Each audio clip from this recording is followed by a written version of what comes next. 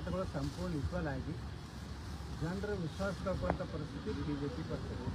ದಿನದಿಂದ ದಿನಕ್ಕೆ BJPಯಲ್ಲಿ ಬಣಗಳು ಹೆಚ್ಚಾಗ್ತದೆ, ವಿಜೇಂದ್ರ ವಿರೋಧಿ ಬಣಗಳು ಹೆಚ್ಚಾಗ್ತದೆ.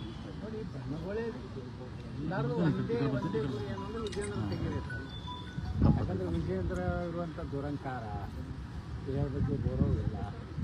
ಮತ್ತು ಬರೀ ನಮ್ಮ ತಂದೆ, ನಮ್ಮ ಪೂಜ್ಯ ತಂದೆಯವರು ಮಾಡ್ಯಾರ, ಪೂಜ್ಯ ತಂದೆ ನಿನ್ನ ಸಾಧನೆ ಹೇಳ್ಬೇಕಲ್ಲ. ಪೂಜ್ಯ ತಂದೆಯವ್ರು ತೊಗೊಂಡು ಅವ್ರು ಮುಗಿತಲ್ಲ, ಸಾಕಷ್ಟು 4 ಸಲ ಮುಖ್ಯಮಂತ್ರಿ ಆಗ್ಯಾರ, BJP ಅಧ್ಯಕ್ಷ ಆಗ್ಯಾರ, ವಿರೋಧ ಪಕ್ಷ ನಾಯಕರಾಗ್ಯಾರ, ಅತ್ಯಂತ ಸುತ್ತಾಗಿ MLC ಮಾಡಿದ ಪಾರ್ಟಿ ಎಲ್ಲ. ಅವ್ರಿಗೆ ಏನೋ ಅವರು ಭಾಳ ದುಡ್ದಾರ, ಸೈಕಲ್ ಮ್ಯಾಗ ದುಡ್ದಾರ ಇರ್ತಾರಲ್ಲ, ಅದಕ್ಕೆ BJP ಭಾಳ ದೊಡ್ಡ ಕಾಣಿಕೆ ಕೊಟ್ಟರು. ಬರೀ ಎಲ್ಲ ನಾವು ಸೈಕಲ್ ಮ್ಯಾಗ ಆಗಿದ್ದೀವಿ, ಬರೀ ಸೈಕಲ್ ಮ್ಯಾಗ ಇದ್ದಾರೆ. ನಮ್ಮವರೇ ದಕ್ಷಿಣ ಭಾರತ ಕರ್ನಾಟಕ ನೋಡ್ರಿ, ಕರ್ನಾಟಕ ಸುಸಂಸ್ಕೃತ ರಾಜ್ಯ, ಯಾವುದು ಒಳ್ಳೆಯದು ಅನ್ನೋಂಥ ನೋಡಿ BJPಗೆ ಅವಕಾಶ ಕೊಟ್ಟರೆ. ಎಲ್ಲನೂ ಬರೀ ಯಡಿಯೂರಪ್ಪನ ಅಷ್ಟೇ ಮುಖ ನೋಡಿ ಕೊಟ್ಟಿಲ್ಲ.